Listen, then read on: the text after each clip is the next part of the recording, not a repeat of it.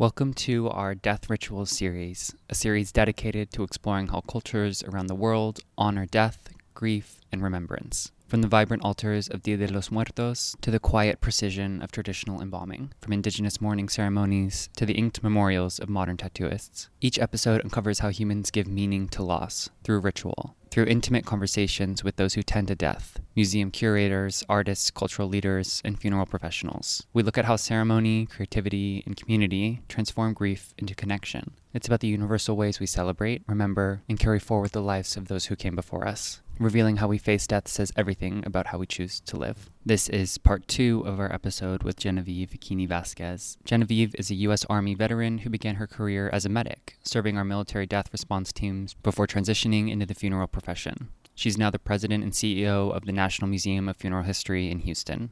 Genevieve holds degrees in psychology and mortuary science, as well as a master's in nonprofit and association management. She's dedicated her career to helping people better understand death, grief, and remembrance. Her path from military to mortuary science to museum leadership offers such a fascinating window into how we find meaning, even in life's most difficult moments. Enjoy.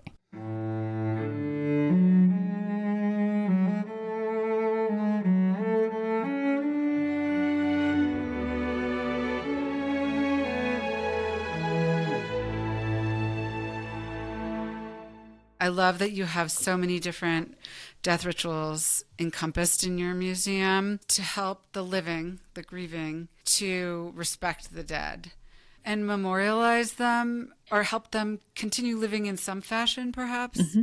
Yeah, to help their spirit, their soul to pass on. A lot of times that these cultures and rituals, some of them you'll have some people that turn to their religion to understand what the culture and ritual steps are needed to take for that soul to transcend into its next life, whatever you believe in. Others believe that there's certain traditions and customs that have to take place in order for that soul to transcend. There are some cultures and traditions that believe that the body has to be buried within 24 hours, right? In order for that soul to transcend into its next life. So yes, to me, all customs, cultures, religion are also, you're right, to help the living go through that grieving process, but also to help the dead transcend into their next life, whatever it may be. As well as you have the professionals in the funeral industry who are there to ensure that the body's properly cared for, properly disposed of, so that we don't end up with any type of a pandemic from uncared bodies. If you look historically back in the day when they would just discard bodies, not properly take care of them, then we would get a pandemic of an outbreak, which would lead to more bodies, right? So there's a part of our job that is not only caring for those they leave behind, caring for the body, but caring for the community. Can you tell us about one exhibit and what you've learned in putting it together, but also obviously what visitors will learn about a death ritual? One of them I think is kind of fascinating is, and I get the question from time to time, is our Ghana coffins. People say, people are actually buried in those? The answer is yes. They look rather small. One of the other things I like to point out that you can see in the evolution of our industry is that we were smaller people back then. Mm. We didn't have all these foods that were full of GMOs and all these preservatives that obviously had its, heyday on our genetic makeup and kind of cultivating us into bigger people, right? Overall. So our caskets were smaller, the design was smaller. But with the Ghana coffins, they are different shapes and sizes. You have a crab, you have a Mercedes, you have an airplane, you have an onion shallot, you have a tiger, you have all these different animals. And the interesting fact about those is, although they're very culturally enriched into the Ghana West Africa culture, if you choose to be buried in one of those, you cannot have your funeral in a church because they're considered sacrilegious. And so there's a clashing of culture and religion when it comes to utilizing them as a burial container. And yes, they do go in the ground. They do get buried. The hole gets dug. It gets lined with cement. And then the beautifully designed, crafted coffin, I should say it's a coffin, gets laid into the ground with you in it. And then, of course, learning the difference, because you guys just heard me say coffin and casket and how we use those interchangeably. But there actually is a difference between a casket and a coffin. The casket, which comes from the French term casse, casse is also known as a jeweled box, something that we hold our treasures in, things that we love, right? We put it into our jewelry box for safekeeping. And so a casse mimics that in that it is a box specially designed to put that in which we love in for an eternity for safekeeping. A casket is hinged, I say, like a door, where it'll only open off on one side. And sometimes the lid is in its entirety, and sometimes its lid is in two, where you can keep the lower portion closed and just open the top. So that is a coffin. And a casket tends to take different shapes. The most commonly known shape of a coffin is that of Dracula's coffin, right? It widens at your shoulders and narrows at your feet, sometimes called a toe pincher. And the other thing that distinguishes a casket from a coffin is that a coffin lid comes off in its entirety. We're starting to see a merging of the two. Oh, really? Yeah. You'll see something that is of a different shape but has a hinged lid. All right. It's not your traditional rectangular shape. So, and then you can see rectangular boxes now with a lid that comes off its entirety. So now I'm sitting there scratching my head going, do I call it a coffin or do I call it a casket? And is there a cultural or religious beginning of a casket versus a coffin? No, not in the casket versus coffin. However, there is a lot of religious and cultural influence on the burial container itself, or how a person is prepared for their burial. There's religions that only shroud the body, right? Well, Jewish customs also have burial containers, but their burial container contains no metal. Everything is with wood. Even the dowels are with wood. So the casket is completely held together by wood. This is my tradition, so I'm more familiar with it. Okay. Although I'm actually going to have somebody in this series to talk about, and hopefully in many religions or cultures, the tradition of sitting with the body. Mm-hmm. There are some really, really interesting traditions. I'm more familiar with the Jewish traditions, but about respecting the body and protecting the body between death and laying to rest. Yes, definitely. And sitting, like you say, sitting with the body. Shiva, right? Well, this is actually, Shiva is after the body is in the ground. There's a period of time between when the body has not yet gone in the ground, which should be, technically within 24 hours, where somebody's constantly with the body. So the body is never alone. And there are all kinds of rules about, you say prayers and you're not supposed to reach over the body. There are all of these rules, and I'm going to learn more about them. I think it's just so fascinating that different cultures and religions not only have rituals about the laying to rest, but about the process between death and the laying to rest. And that those are rituals to help both the living and to honor and protect the dead.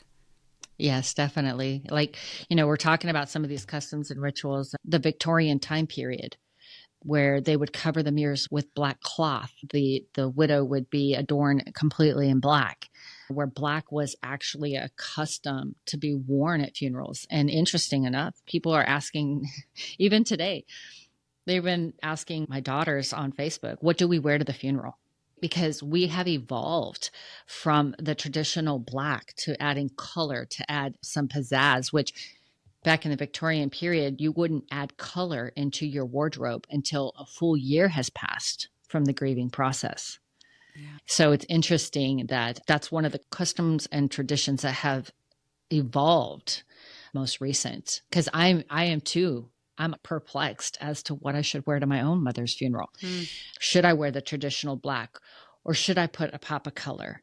Or should I wear the dark blue dress that my mom bought me for my birthday? I'm struggling with that. And now I think I can look back on it and appreciate this tradition, because trying to figure out what to wear to a funeral is really daunting. Kind of like how I told my husband, I loved it in the military because I never had to worry about what I was going to wear every day, right? And now I'm faced with that same challenge for my mom's funeral.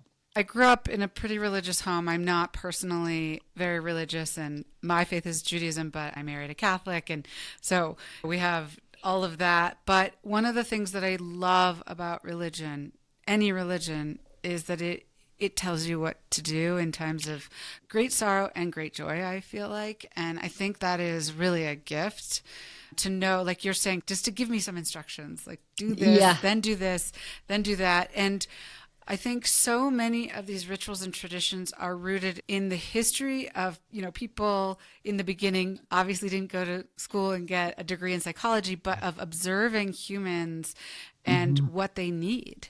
And I think religion, particularly in death, has evolved over time to give people what they need. And they may not know that they need it. We are lost, right? There are times when we find ourselves lost, and we need a beacon of light to help guide us. And I think that's exactly what the religion and customs do at times like this. I'm a Christian, I'm a believer, but I don't have any roots to really look to help me in this process. My grandparents, they didn't have a traditional funeral. They already pre-planned their funeral, and they said, we don't want a funeral. And when we die, just, load us up and put us, my grandfather was cremated. My grandmother was buried. She was put into a crypt. She wasn't buried in the ground. She's put up high in the crypt on the top so she can look down over my grandpa. That's what she wanted to do. And looking back on that, when my grandparents did die, and they died pretty close together, I thought, how dare they? How dare they rob us from that tradition of a funeral? Because really, a funeral is not for the dead. The funeral is for the living. It's for the people that they leave behind to come together, to share their memories and begin that grieving process. So I don't feel that a funeral should ever be not had. I know that's not the best way to word that, but it kind of struck a little anger nerve there. Yeah. Thinking back on not being able to do that. But at the same time, it gives me great joy in knowing that I'm having a beautiful funeral for my mother planned. Absolutely. Yeah. Tell us about the Jazz Funerals exhibit. So this exhibit fuses music and celebration into a ritual of mourning in a way that I think does challenge a lot of us as we think about death, because so many of us think about death as a quiet and sad and serious time. This is different and just as important. But I think it's also one of the beautiful things about your museum, and I will have to get there in person, is to challenge our notions of what death is, and that there's like one right way to die or to honor the dead, and opening our perspectives on the many ways that there are to honor and respect the dead and the living. Yeah. And I think that it goes back to personal preference and what you need in the moment to grieve, right? But there are times when you do maybe find yourself of what's acceptable and what's not, right? What crosses that line and now is considered disrespectful versus respectful, right? But jazz funerals, I have to say that is one event that has stood the test of time and has only become more acceptable. I think that it is actually something that could go beyond the borders of its traditional birthplace of Louisiana and really be celebrated in other places. So jazz funeral basically is celebrating that life, but they have this marching band that is identified and made up of band members, and they all know their place in the line of this procession. It's a walking procession of music being played by the band with the leader and then the family members and mourners to follow. Sometimes the body can be present or the body can be absent, but it is an opportunity, I think, that basically addresses two things. It addresses the grief of the family, allowing them to celebrate, but it also allows the community to become aware that a death has occurred and this death is marching by, and also helps remind us that death happens and that you're alive today. So guess what? Celebrate today. And they also believe that the music helps guide the spirit as well. Because if you notice, they'll march all the way into the cemetery to the final resting place. So they're just basically guiding that spirit, if you will, into their final resting place. And is there a like the music, is it different for depending on what that person loved or played or listened to, or can it be anything? It's primarily like jazz themed type of music. It's called a jazz funeral for a reason, and it's very upbeat, very whimsical kind of music that is all instrumental. So, if you think that they might have some solemn verses within it to continue to address that downward pendulum swing of that heavy emotion, and then they're going to bring you right up back out of it. It's almost like a reminder through music that you're going to have grief, but then you're going to have, you'll have the grief, you'll have the heaviness of the grief, but it'll lift, right? You'll come out of it and you'll experience joy. But it's almost like a roller coaster, right? Yeah. You'll have that up and that down, just like I experienced yesterday. I was like, I had a great day yesterday. I don't know what happened today. And just like I've experienced in the 11 years since my father died, it's up and down. It doesn't, grief stays with you. It changes, but it still stays with you. Oh, yeah. You'll forever grieve. Grieving is a lifelong process. And I think it's important for people to understand that it's just like death is a part of life, grief is a part of life, right? It's part of recognizing that loss. One time somebody had told me that, because I was with a patient and I had come out of the room crying. And one of my coworkers said, "Why are you crying?" I said, "Because I'm human." Yeah. I said, "The day that I don't cry is the day I need to get out of this profession, because it's important for me to stay connected." Yeah. And that grieving process is a way for us to stay connected. I almost felt guilty yesterday for having an up day, because it was like, where are the tears, right? Where did they go? And it's almost like, does this mean I'm going to forget my loved one now because I'm not crying today? No. Our body needs to rest. Our mind needs to recover. So the body, I think, naturally goes through this ebb and flow with these emotions so we can recover. And I never had experienced this heavy weight of grief before. I mean, it's a cry that comes from a portion of your gut, if you will. It's like the middle of it's like where your soul resides, right? Mm-hmm. And it comes from deep within, and it's a different kind of cry that I've heard it before because of my profession as a palliative nurse.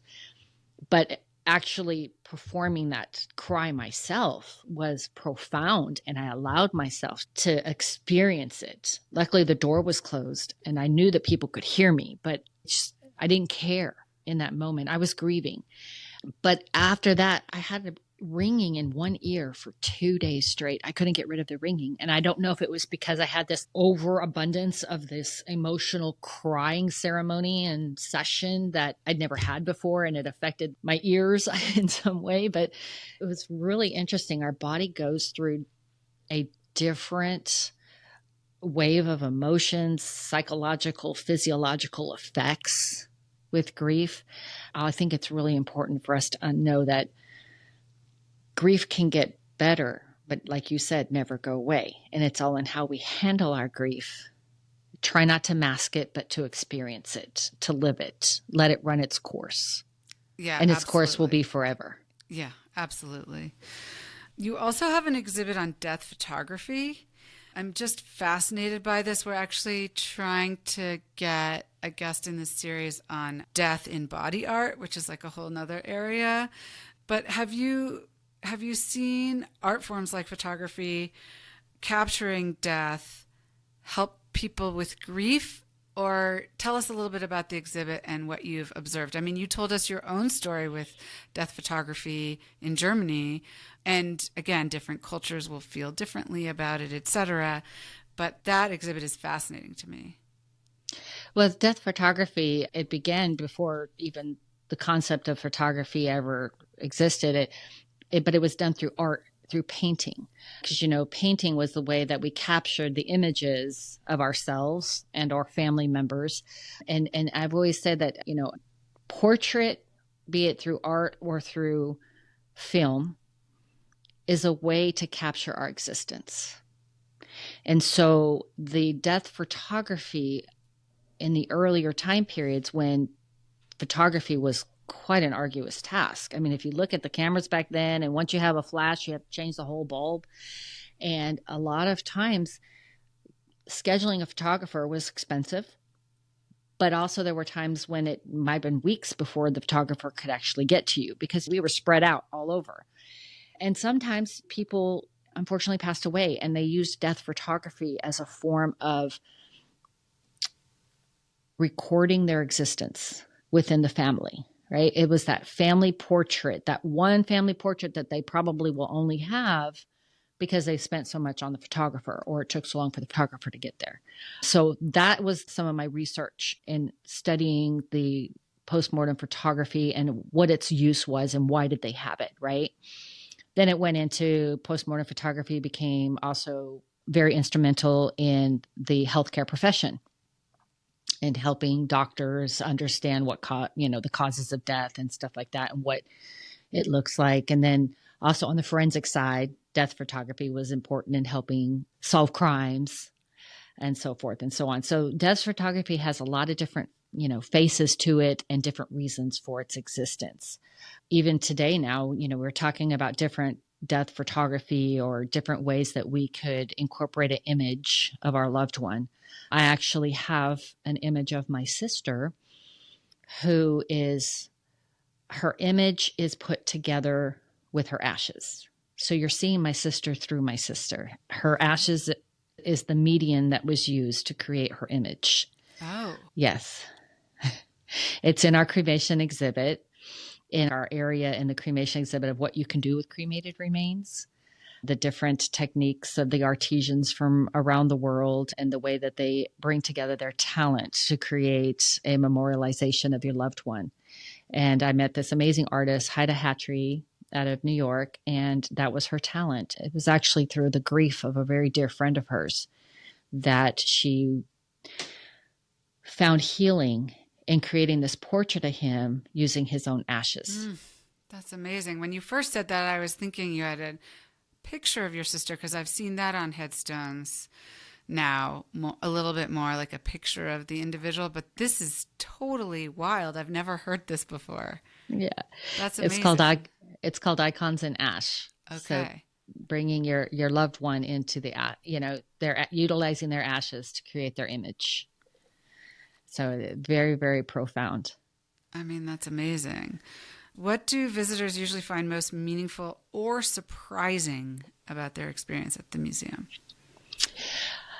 I noticed that not many people shared what they find meaningful, but I can tell you they all share their surprises. Okay.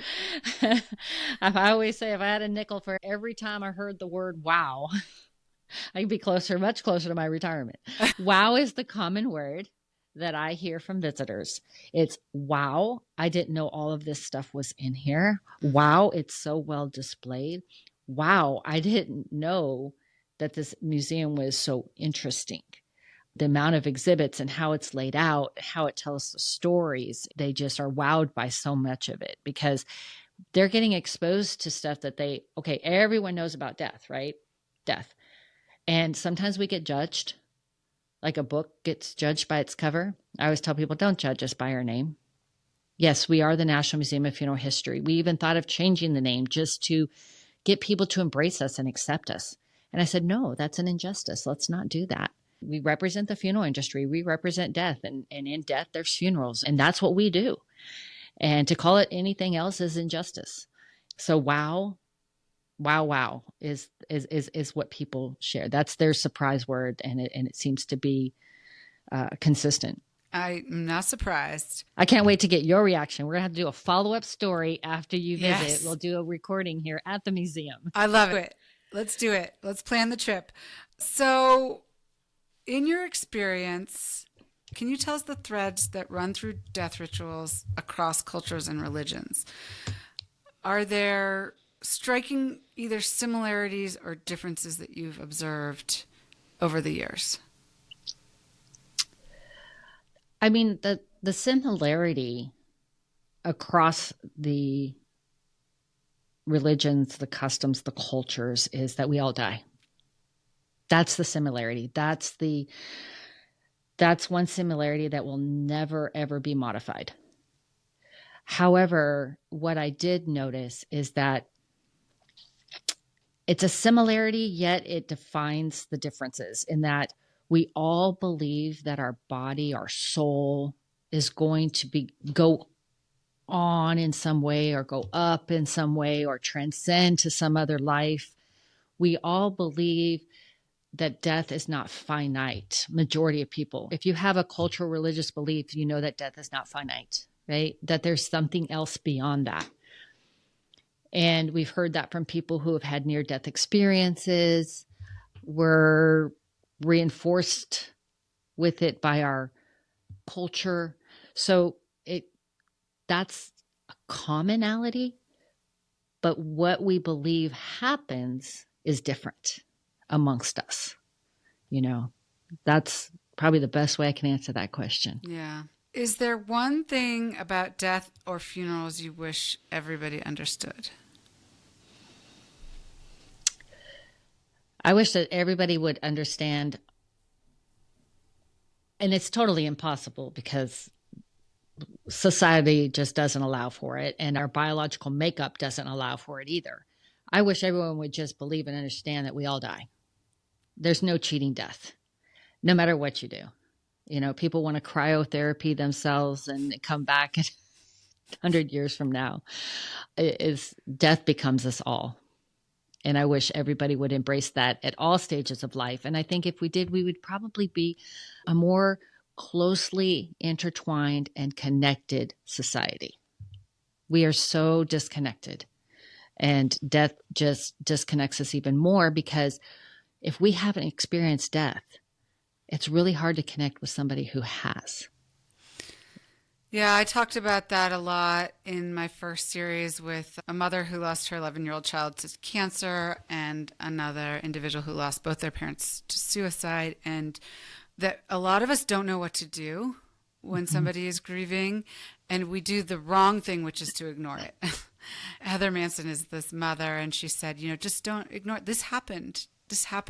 It will forever be part of my life, and please just don't pretend like it didn't happen.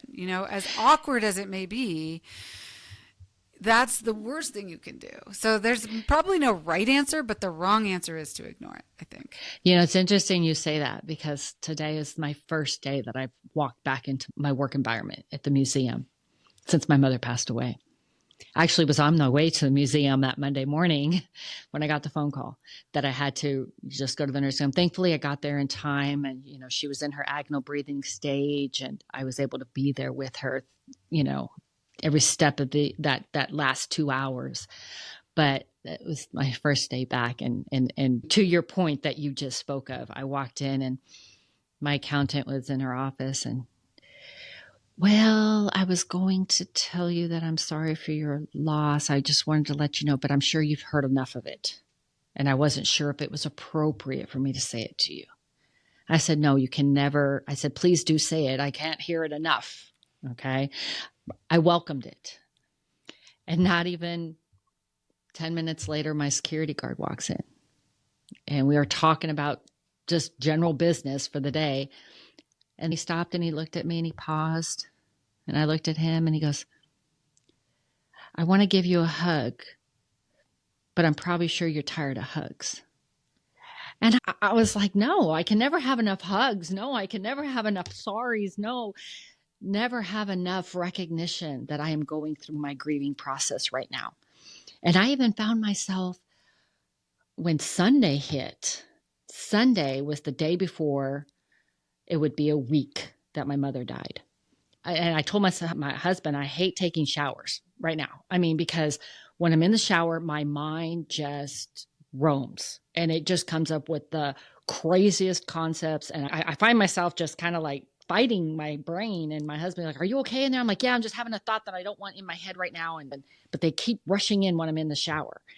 And it's Sunday, I'm taking the shower, and I thought, tomorrow is Monday. It's been a week. Does that mean that my grief is over? Are people expecting me to come back normal tomorrow because it's been a week? What is the timeline? And I'm in the profession now, you all. I know you all know that I'm in the profession. I've been around the dying and the dead for over 30 years now. And here I found myself in the shower going, tomorrow is Monday and it's been a week. Does that mean I'm done grieving? That's the same questions that happen to the most professional of us, you know? And I found myself questioning, what do I do? How do I behave? What's right? What's wrong? And I think the answer is there is no right or wrong. I be how I want to be. And I had an upbeat day yesterday. My husband came home from work and I was like, wow, honey, I was really focused today. I got this done and this done and this done. We went to dinner and he said, honey, have a margarita. And I said, okay. I kid you not, I was 2 sips into my margarita, everybody. Just 2 sips into my margarita. And I was in a really upbeat and I said, honey, this is the margarita talking. And I wanted to go share something with him. And it had to do with my mama. And I just bawled. I just broke down. I couldn't talk. I was bawling right there in the restaurant and I didn't care. And I know the waiters and the waitress was coming around going, what is wrong with this lady? You know, but I didn't care. You know, I had a grief breakdown at dinner and I just let it be. Yeah. And it's okay. And it's okay. And your museum is a place where people can come and learn that it's okay, minded that it's okay, and hopefully learn through all of these different cultures and traditions what they think will work for them. Exactly. And some people will feel like they're on an island. Some people are okay with being on an island and put themselves on an island. I didn't want to talk to anybody. I didn't want to go outside my house. I felt safe within my space. And everyone was okay with that. But sometimes we need our village, right? We will need our village to help pull us out of it from time to time, to help put us back on our path, our course, and know that it's okay. Grieving is okay. It's how you grieve. Just don't do it in. I sometimes feel like if people can't grieve in a healthy way, it could lead to more life-altering events. Like if you choose drinking as a form of masking your pain of grief, you can become an alcoholic. That could have negative effects on your profession, on your livelihood, on your family. So a lot of times you see people who are alcoholics, you see people who are drug addicts. Sometimes you got to stop and think, what is the root to that? What created it? Because everything can have a snowball effect. And sometimes I often wonder if these people are not lost in their grief process somewhere. They got lost. They didn't get to grieve in a healthy manner. In the last series, one of the books that was recommended is, and I think I'm getting this right, The Smell of Rain on Dust. And the author talks about the trauma that can be generational trauma of not dealing with grief. Like you might not even know why you are feeling a way that could have had to do with something that happened in a generation before you. So it's just fascinating. I was speaking in the series before this is on wellness, and I spoke with a psychologist whose grandparents were both in the Holocaust, and she talked about how that affected her parents, how it affected her.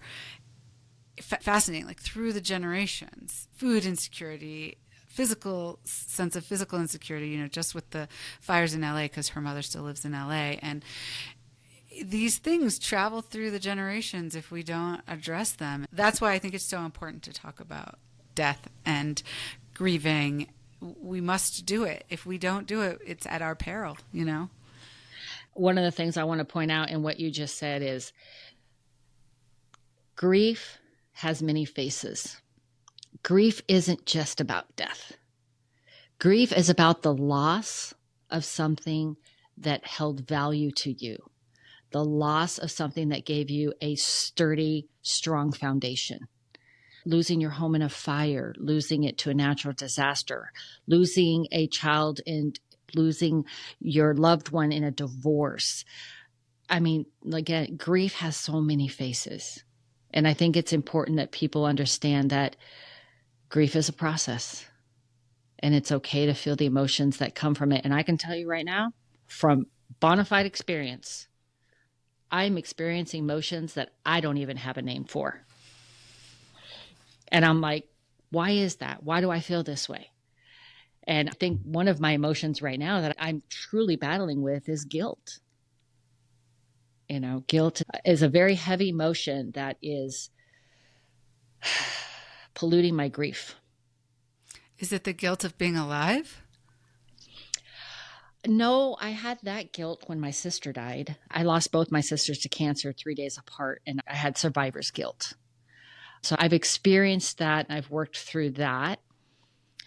My guilt is feeling like I could have done more for my mother. So many people were trying to get me to see the writing on the wall. Mind you, I'm a palliative nurse. I understand I'm a funeral profession. And everyone kept trying to get me to see the writing on the wall. And I had an eraser in my back pocket, and I kept erasing the writing. Mm-hmm.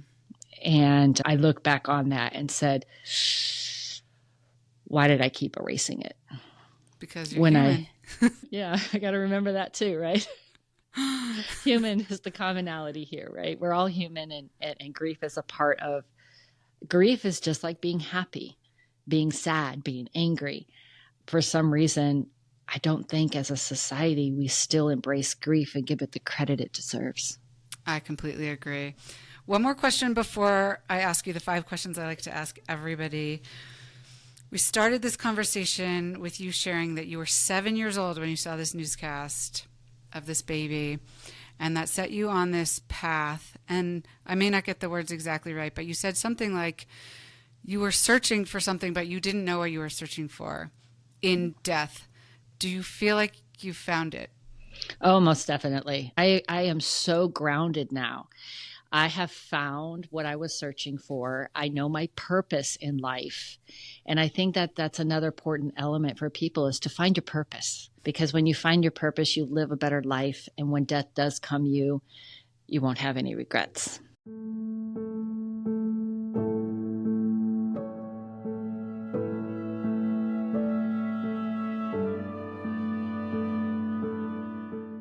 Okay, last 5 questions. As we explore in my brand, Amatand, which is French for to take care of your soul, objects can hold a lot of meaning for us. We were talking about this earlier. They can tie us to the past, enable us to be more present, or sometimes even take us into the future. Can you share an object from your life, whether you still have it or not, that holds a lot of meaning for you, and tell us why? Yes, so the object that holds a lot of meaning for me, and I still have it today, is this pajama doll that my grandmother made me. And it's a doll that is made of material her body is a pouch for the pajamas to be housed in. And the pajamas are made out of the exact same material as the doll. And it's supposed to sit on your bed so that in the morning when you wake up, you fold up your pajamas, you put them in the pajama doll, and you leave the pajama doll on your bed. So when you get home at night after you take your bath, you pull your pajamas out of your pajama doll, and now you have matching pajamas with your doll, and you go to sleep. And I still have that doll today. And the obvious is that it reminds me of my grandmother. But I think the other unknown to myself is it reminds me that I was a child. Yeah. And I still will pull the jammies out every now and then and be like, oh, look how small I used to be. It's kind of cute. And a child who was well taken care of, to have that. I've never heard of a pajama doll. Was that a thing? I don't know. I'd be curious to look it up and see. Yeah. My grandmother loved to sew, and so she made the pajama doll.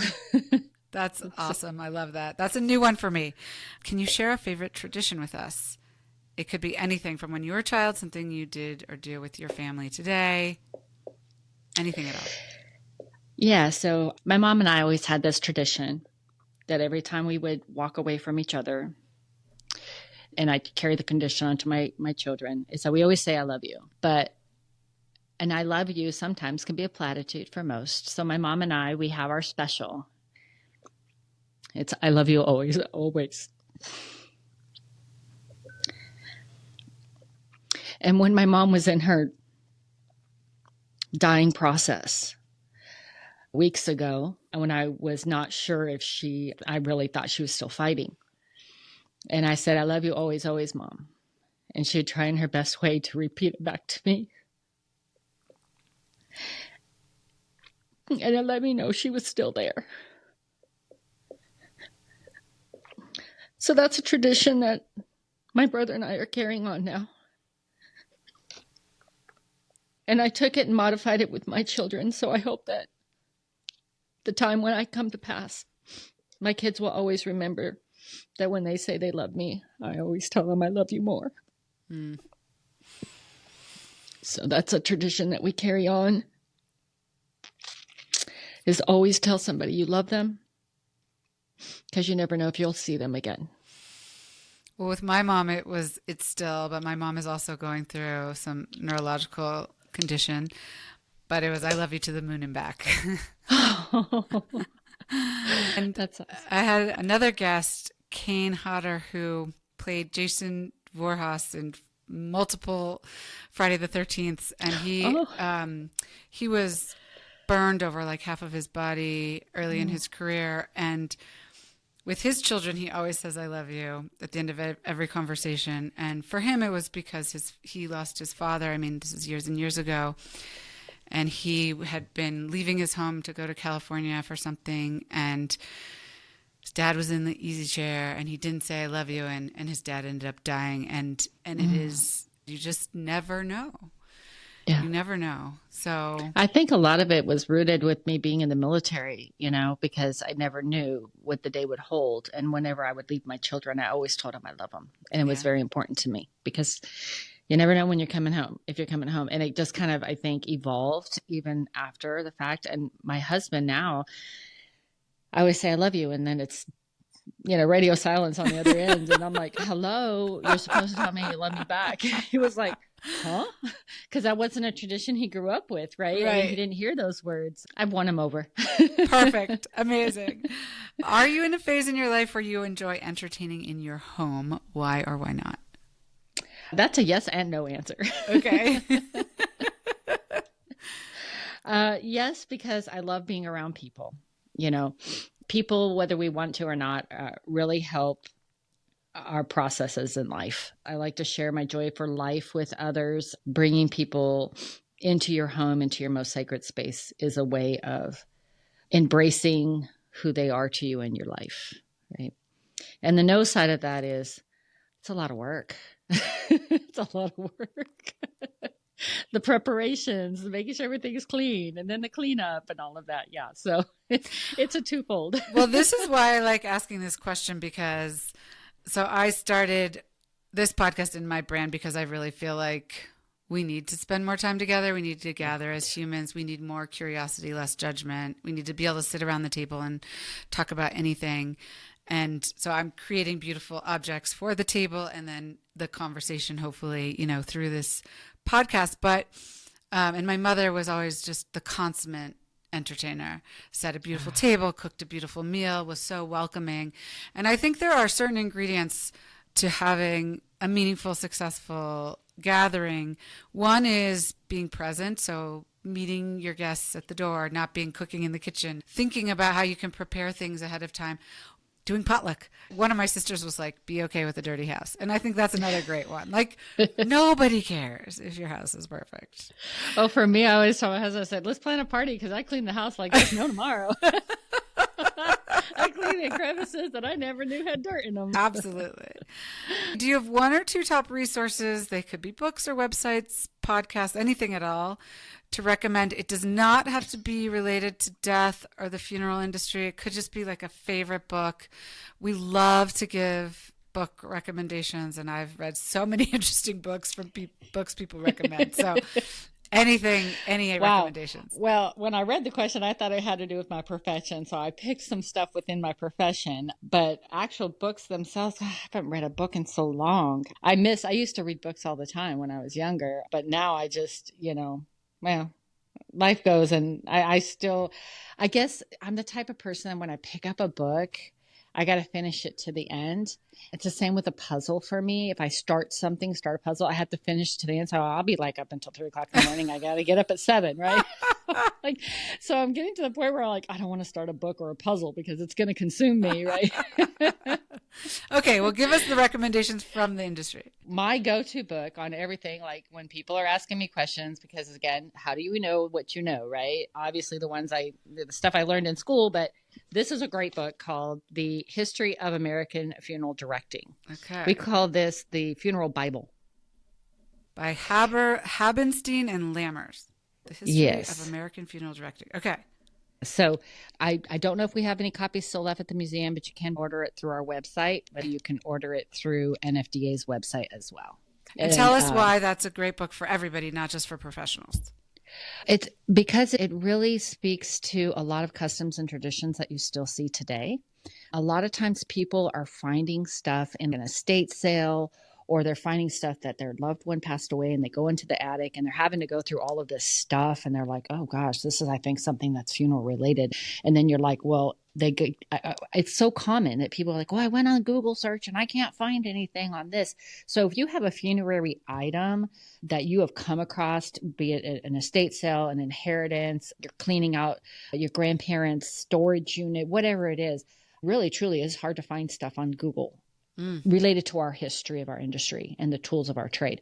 That book is a great resource because I even will go to it to try and answer people's questions that write into the contact@nmfh.org on stuff that they have found or come across. Okay, that's fascinating. I'm getting that. Yeah. Not to mention it talks about how the hearses used to be the livery stables and how things evolved. It's great. A lot of the customs and traditions that you see today, how they came out of the Victorian time period, and how we went from being funerals in the home and the wake, and how we now have it at the funeral homes that you go to, that the funeral directors run. So it's really, really neat. Do you have one more? Or I have some websites that I think are helpful, like for people who are interested in death care, obviously Commonwealth Institute of Funeral Services is a great place to embark upon the profession if you're interested. Two different resources that I have used myself, INELDA, INELDA, which is an International End-of-Life Doula Association. A doula is a profession now. It's a death doula that is starting to take hold in our society now.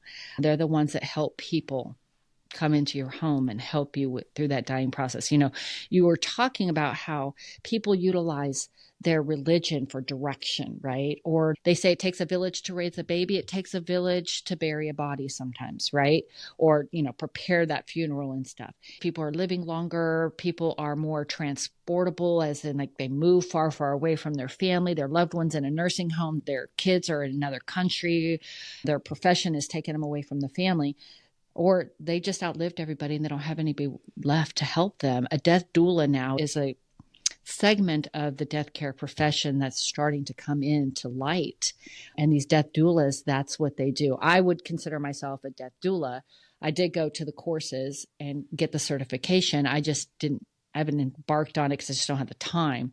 But they're the ones that basically are there at the beginning of that you got the terminal illness, helping you with the funeral arrangements, helping the family understand basically what I did in the hospital, but they're doing it in a home setting for people that don't have the resources.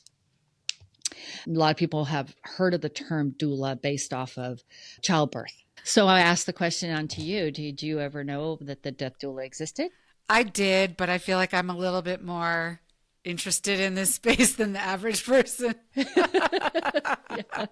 And I think it's wonderful because I think, again, like, let's take the help. Like, like there are people who, we have experts file our taxes. We have experts do all these things. Why don't we find experts who can help us in these difficult things? So. Yeah, exactly. And I can tell you right now, I mean, it's a fog thing. I mean, the fog is real. And I'm sitting there. I'm the funeral profession. I'm sitting across the table from the funeral professions that are my colleagues. And they're asking me a question and I'm looking left and right. I'm looking at my daughters. I'm like, oh, what was he saying? How do I need to answer this question?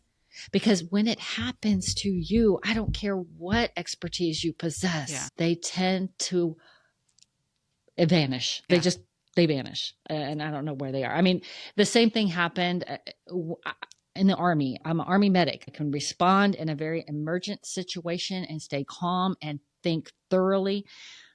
But my child was choking on a piece of candy and I went weak at the knees and I lost all concept of what I was supposed to do.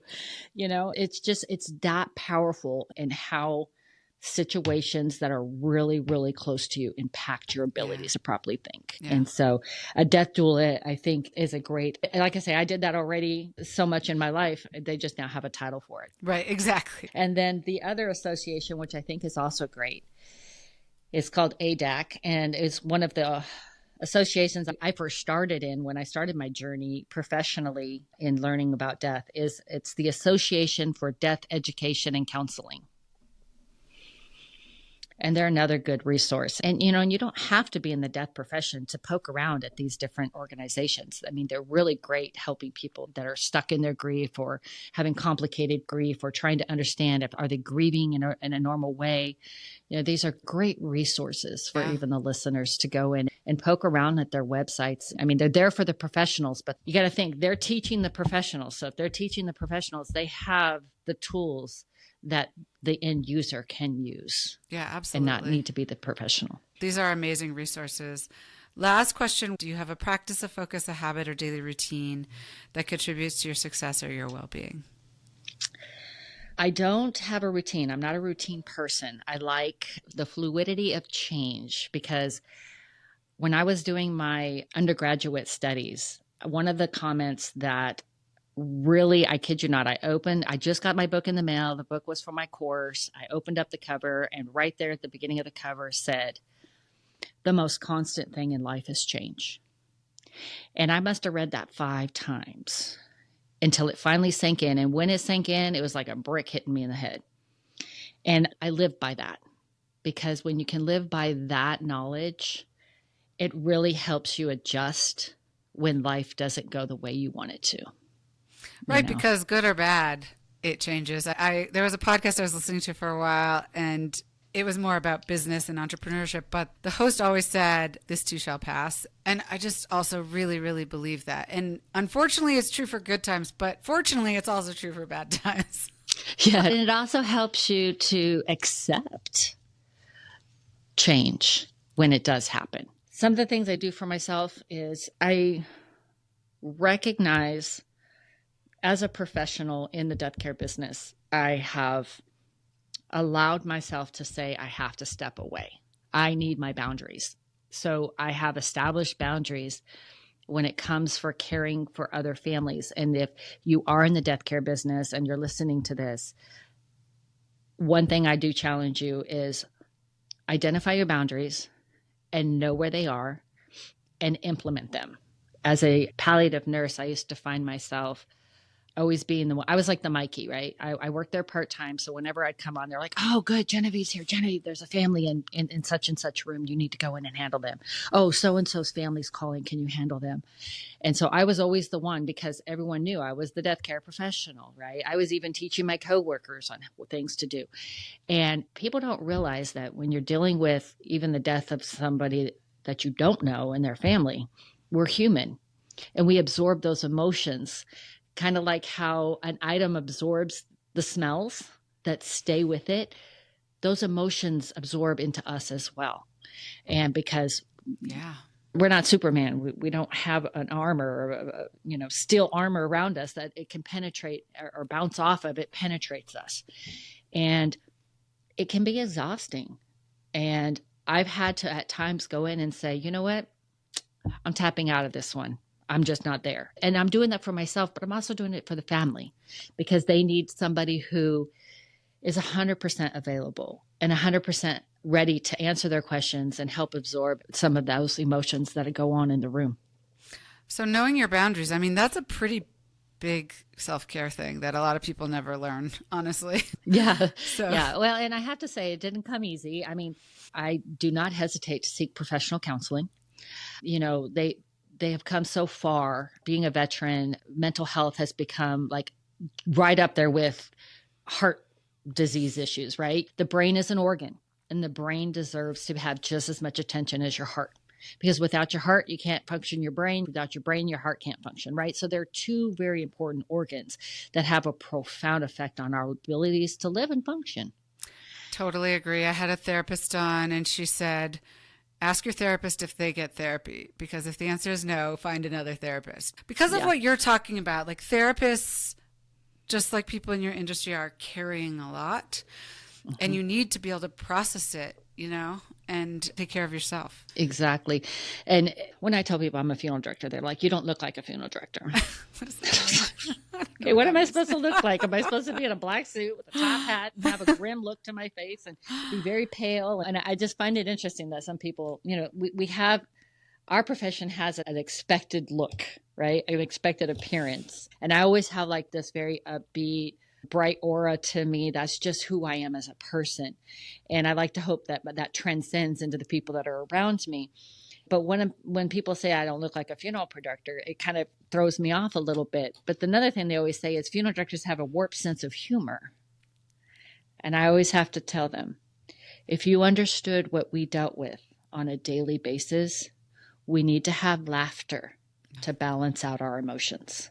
Because although we're the funeral director on the other side of that desk and we're helping you through this process, we are also human. Yeah.